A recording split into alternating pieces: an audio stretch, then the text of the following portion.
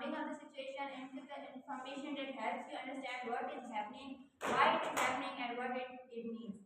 And then here the interpretation. Interpretation is the process of trying to understand the meaning of something.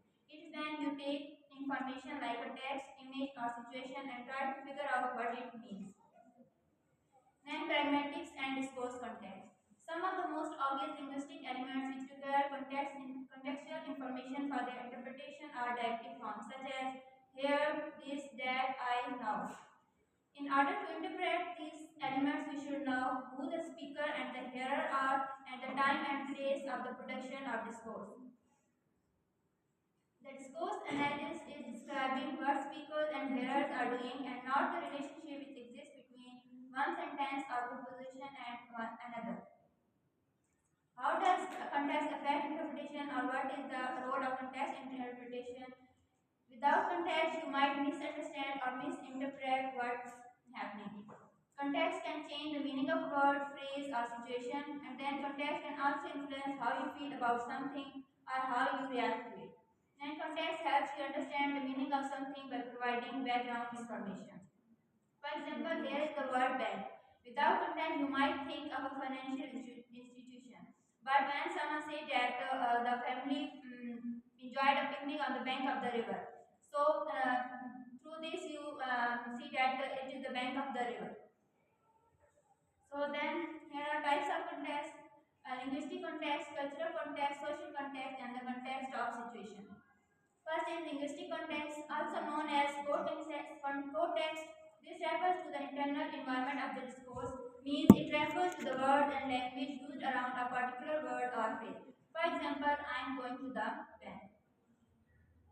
Cultural context, this refers to the cultural norms, values, and practices that affect the meaning of language or behavior. For example, in Japan, it is customary to bow when greeting someone. So it is the culture of Japan, it is not present in Pakistan. So then here is the social context. This refers to the social norms, relationships, and expectations that affect the meaning of language or behavior. For example, in a formal business meeting, it is customary to address someone with a title Mr., Miss, and Mrs. and last name. Then the context of situation. The context of situation in discourse analysis is the environment in which a discourse occurs, including the time, place, and relationship between participants. It's a key factor that influences how discourse is comprehended. For example, a fire alarm going off in a building. So the context of situation helps to understand the urgency and the importance of the situation and to take appropriate action. Then here is the reference. Line says that the relationship which holds between words and things is the relationship of reference. Words refer to things. For example, my uncle's coming home from Canada on Sunday. How long? Then the second person says that how long has he been away for, or has he just been away? So the speaker A uses the expression my uncle, and the second person uses he that refers to the individual my uncle. Then there are types of reference.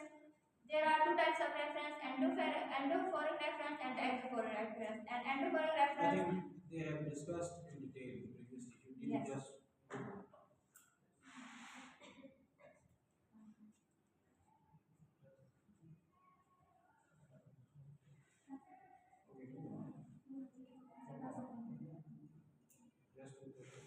This is the last one difference. Yes, then it's You fine. may discuss it just for 2 minutes.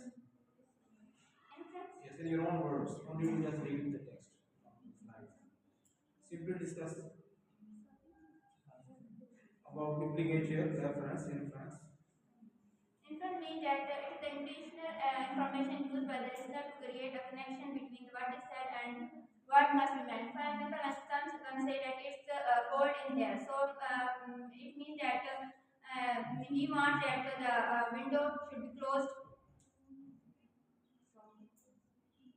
That is one instance of observation. Any question? Okay, next.